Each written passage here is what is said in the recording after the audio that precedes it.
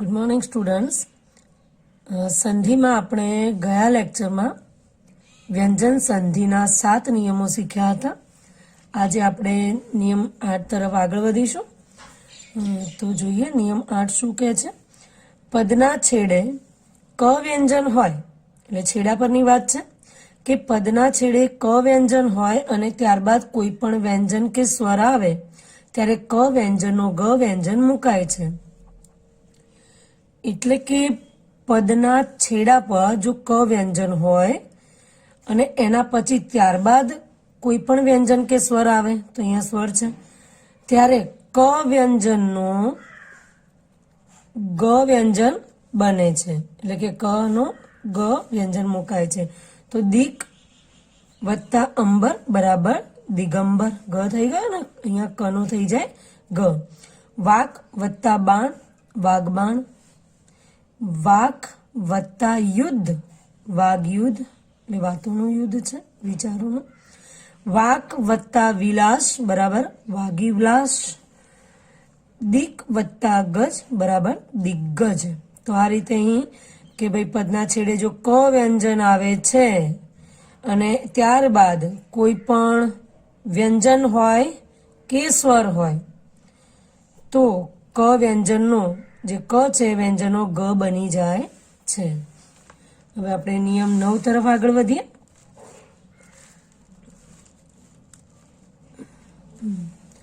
નિયમ 9 પદના છેડે ચ જ સ વ્યંજન હોય ત્યારે તેના પછી કોઈ પણ વ્યંજન આવે તો તેનો ક વ્યંજન મુકાય છે। એટલે કે પદના છેડે જો ચ જ કે સ હોય, જોઈએ અહીંયા ચ જ કે સ હોય અને તેના પછી કોઈ પણ વ્યંજન આવે તો ક વ્યંજન મુકાય છે। એટલે કે અહીં ચ ની જગ્યાએ ક મૂકવામાં આવે છે। જેમ કે વાચ વત્તા પતિ, તો અહીંયા ચ જતો રહેશે અને થઈ જશે ક, એટલે કે તો શું મૂકવામાં આવે છે ક વ્યંજન, તો વાક પતિ। વણિજ, તો અહીંયા જ આપ્યો છે જ, વણિજ વત્તા પુત્ર બરાબર વણિક પુત્ર, અહીંયા ક થઈ ગયો। દિશ વત્તા પાલ, તો દિક્પાલ, અહીંયા શનો ક થઈ ગયો। એટલે કે ચ છ શ કોઈ પણ હોય અને ત્યાર પછી જો કોઈ પણ વ્યંજન હોય તો એ જે તે વર્ણ છે ચ જ કે શ તેના બદલામાં ક મૂકવામાં આવે છે। હવે નિયમ 10 તરફ આગળ વધીએ।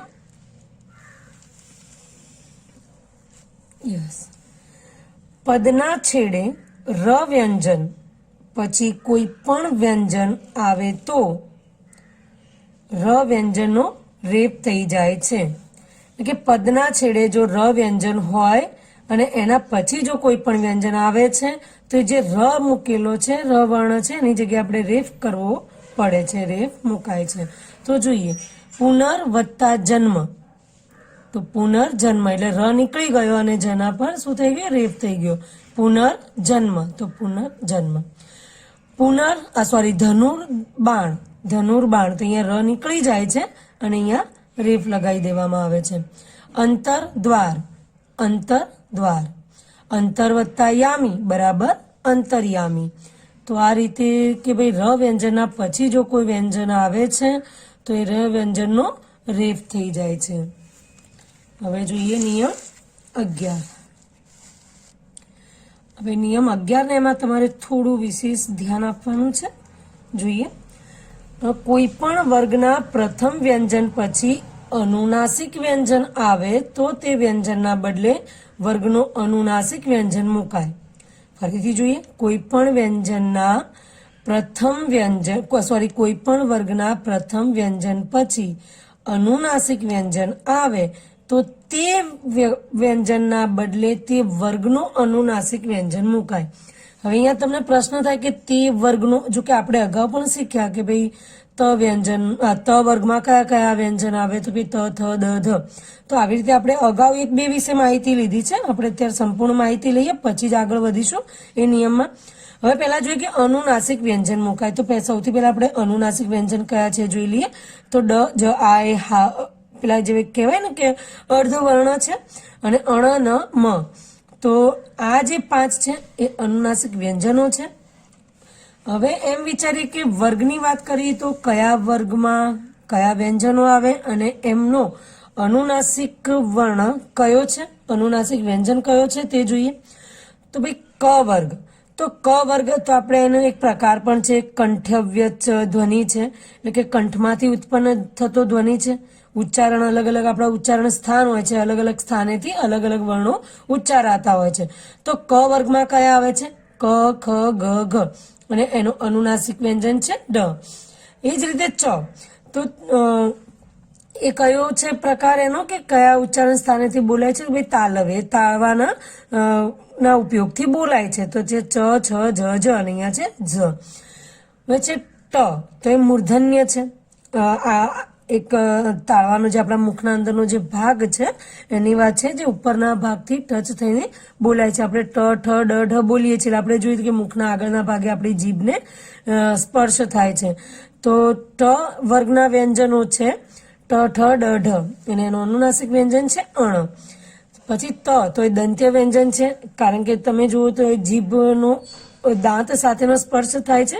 ત, થ, દ, ધ, તો એનો અનુનાસિક વ્યંજન ન છે.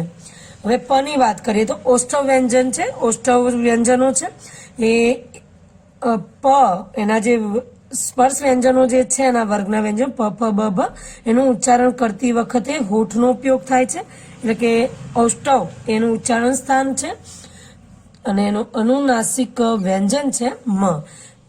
તો આ રીતે આપણે જોઈએ કે ભાઈ ક વર્ગના વ્યંજનો કયા છે અને એનો અનુનાસિક વ્યંજન કયો છે.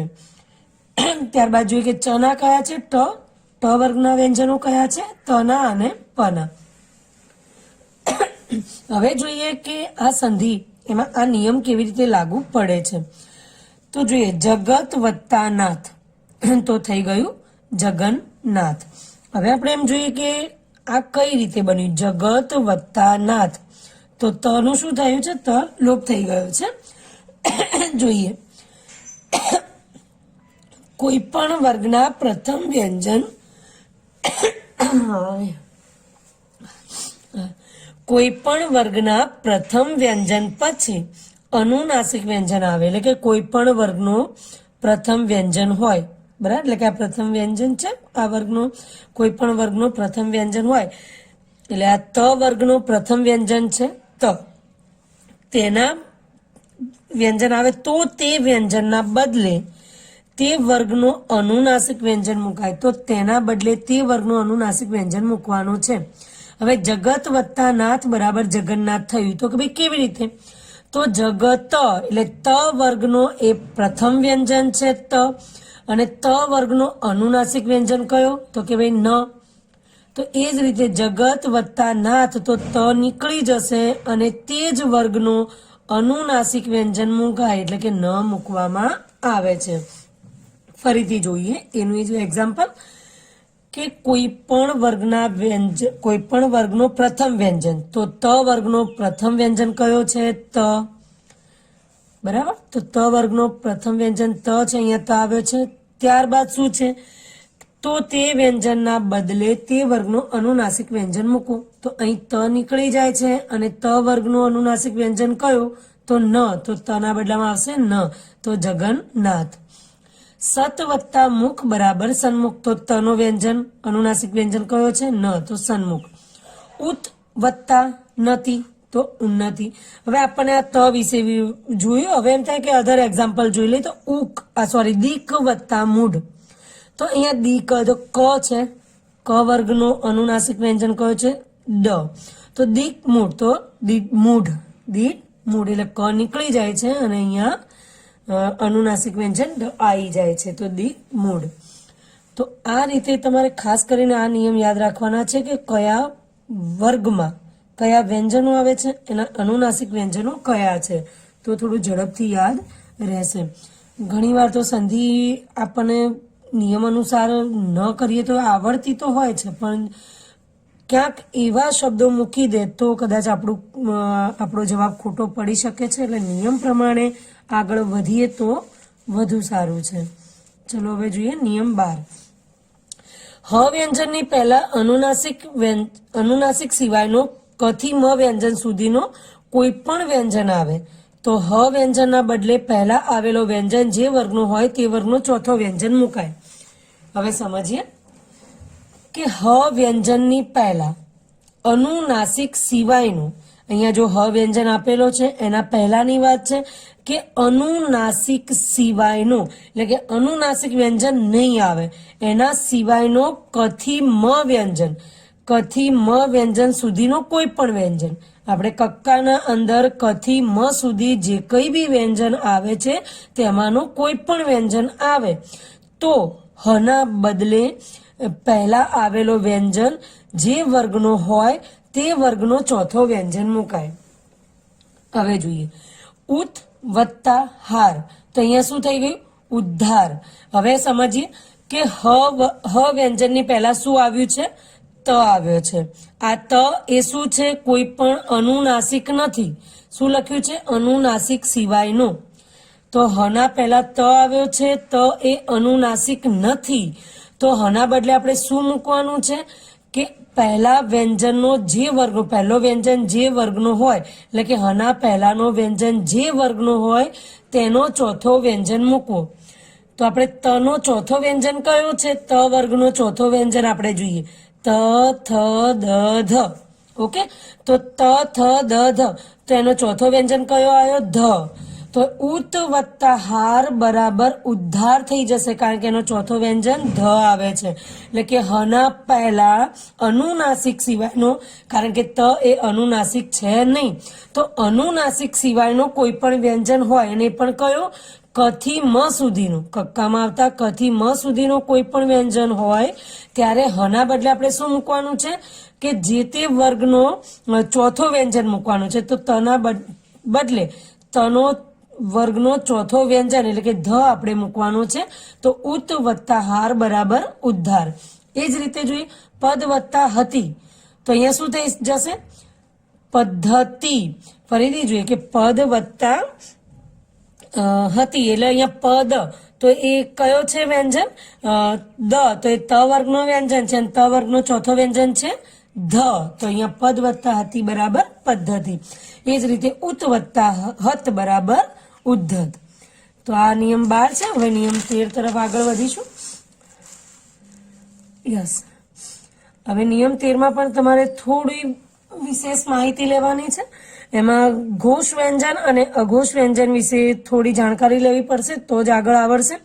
અઘોષ વ્યંજન પછી સ્વર અથવા અનુનાસિક સિવાયનો ઘોષ વ્યંજન આવે તો અઘોષ વ્યંજનના વર્ગનો ત્રીજો વ્યંજન મુકાય. પહેલી વાત કે આપણે આ વ્યાખ્યા સમજીએ પહેલા આપણે એ સમજવું પડે કે ઘોષ વ્યંજન શું છે અને અઘોષ વ્યંજન શું છે. તો પહેલા એ જોઈ લઈએ. પહેલા આપણે જાણીએ કે આ વર્ણો કયા કયા છે. અઘોષ વર્ણ તો એ છે ક, ચ, ટ, ત, પ, ખ, છ, ઠ, ય, ફ, શ, શ.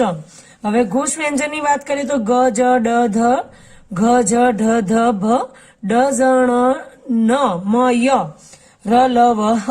હવે આ વ્યંજનો તો આપણે જોયા, પણ હવે કે આને સમજવા કેવી રીતે કે આ વ્યંજન ઘોષ છે અને અઘોષ છે. તો એની એક પ્રોપર વ્યાખ્યા છે કે એક સમજણ છે. જોઈએ કે વ્યંજન ધ્વનિઓમાં ઉચ્ચારણ વખતે આપણી જે નાદ તંત્રીઓ છે એનો જે કંપ છે, નાદ તંત્રીઓનો કંપ પણ અગત્યનો ભાગ ભજવે છે. જ્યારે ધ્વનિઓનું ઉચ્ચારણ કરીએ ત્યારે નાદ તંત્રીઓનો કંપ અલ્પ હોય તેવા ધ્વનિઓને અઘોષ ધ્વનિ કહે અને નાદ તંત્રીઓનો કંપ વધુ હોય ત્યારે જે ધ્વનિઓ બહાર આવે છે તેને આપણે ઘોષ ધ્વનિ કહીએ છીએ. એટલે કે ટૂંકમાં આપણે ઉચ્ચારણ કરીએ છીએ એ સમયે નાદ તંત્રીઓનું કંપન છે એ મહત્વનો ભાગ ભજવે છે અને આ કંપન ઉચ્ચારણ કરતી વખતે નાદ તંત્રીઓનું કંપન જો અલ્પ હોય એટલે કે ઓછું હોય તો એ અઘોષ ધ્વનિ ઉત્પન્ન થાય અને એ કંપન જો વધુ હોય તો ઘોષ ધ્વનિ ઉત્પન્ન થાય છે. એટલે કે આપણે આ જોયા કે ભાઈ અઘોષ વ્યંજનો કયા છે અને ઘોષ વ્યંજનો કયા છે. હવે એના ઉપરથી આપણે સંધિ સમજીએ. કે ભાઈ નિયમ શું કહે છે કે અઘોષ વ્યંજન પછી સ્વર અથવા અનુનાસિક સિવાયનો ઘોષ વ્યંજન આવે. એટલે અહીં આપણે સમજવું પડે કે અઘોષ વ્યંજન પછી તો અહીંયા શું છે? ત એ શું છે? અઘોષ વ્યંજન છે. એના પછી અનુનાસિક સિવાયનો ઘોષ વ્યંજન આવે તો અઘોષ વ્યંજનના વર્ગનો ત્રીજો વ્યંજન મુકાય. એટલે અઘોષ વર્ગના વ્યંજનનો ત્રીજો વ્યંજન અહીંયા આવે છે ત. બરાબર. હવે ત નો આપણે ત્રીજો વ્યંજન આપણને ખબર જ છે, ત, થ, દ, ધ. ઓકે, અત્યાર સુધી આપણે ચોથાને જોતા હતા. હવે આપણે ત્રીજો વ્યંજન જોઈએ છીએ. યસ, તો એ શું છે? દ. તો ચિત્ત વત્તા આનંદ, તો ત નીકળી જશે અને એનો ત્રીજો વર્ણ ત વર્ગનો ત્રીજો વર્ણ એટલે કે દ મુકાશે. તો ચિત્ત વત્તા આનંદ બરાબર ચિદાનંદ. એટલે અહીંયા ત નીકળી જશે અને તના સ્થાને ત વર્ગનો ત્રીજો વર્ણ એટલે કે દ મૂકવામાં આવે છે. એ જ રીતે જોઈએ સત વત્તા ગુણ, તો ત વર્ગનો ત્રીજો વ્યંજન છે દ, એટલે સદગુણ થઈ જશે. એ જ રીતે સત વત્તા બુદ્ધિ બરાબર સદબુદ્ધિ. અને એ રીતે હવે આગળ જોઈએ કે ષટ વત્તા આનંદ, ષટ વત્તા આનંદ તો ષડાનંદ. કારણ કે ટ, તો ટ નો આપણે જોઈએ ટ, ટ, ઠ, ડ, ધ. આ ટના છે વ્યંજનો. આપણે વાત કરીએ કે ભાઈ ટ વર્ગના વ્યંજનો કયા છે, તો એમાં ત્રીજો વર્ણ કયો આવે છે? ડ. તો ષટ વત્તા આનંદ, તો સીધું થઈ જશે, ટ નીકળી જશે અને એનો ત્રીજો વર્ણ ટ વર્ગનો ત્રીજો વર્ણ થાય ડ, તો એ ષડાનંદ થઈ જશે, ટ નીકળી જશે અને ડ મૂકવામાં આવશે. તો આ નિયમ હતો 13. હવે નિયમ 14 તરફ આગળ વધીશું. કુલ 16 નિયમો છે. ચલો જોઈએ. 14, નિયમ 14. અઘોષ વ્યંજન પછી ઘોષ વ્યંજન પછી અઘોષ વ્યંજન આવે તો તે જ વર્ગનો પહેલો અઘોષ વ્યંજન મુકાય. હવે છે સંપદ વત્તા ટી. તો દ એ કયા વર્ગનો વ્યંજન છે? તનો. તો સંપદ વત્તા તી, તો અહીંયા શું થઈ જશે? તી. તો અહીંયા તને બે વડ કર્યો છે ને, ડબલ વાર આવી ગયો, સંપત્તિ. તો દ નો થઈ ગયો ત, કારણ કે દ શું છે? એ ત વર્ગનો પ્રથમ વ્યંજન છે. અહીંયા લખ્યું કે જે તે વર્ગનો પ્રથમ અઘોષ વ્યંજન મુકાય છે. વ્યંજન બી છે ને, એ પણ પાછું આપણે પ્રથમ વ્યંજન ને અઘોષ વ્યંજન મૂકવાનો છે. આપદ વત્તા તી તો આપત્તિ, વિપદ વત્તા તી તો વિપત્તિ. તમારે ખાસ જોડવામાં તમને વાંધો નહીં આવે કે વિપદ વત્તા તી આપ્યું તો તમે આરામથી વિપત્તિ લખી દેશો, પણ ક્યાંક એવું હોય કે વિપત્તિની સંધિ છૂટી પાડો ત્યારે તકલીફ થાય, એટલે વિપદ આવશે, વિપદ વત્તા તી. એ જ રીતે શરદ વત્તા કાળ તો શરદ કાળ. હવે નિયમ 15 તરફ આગળ વધીશું.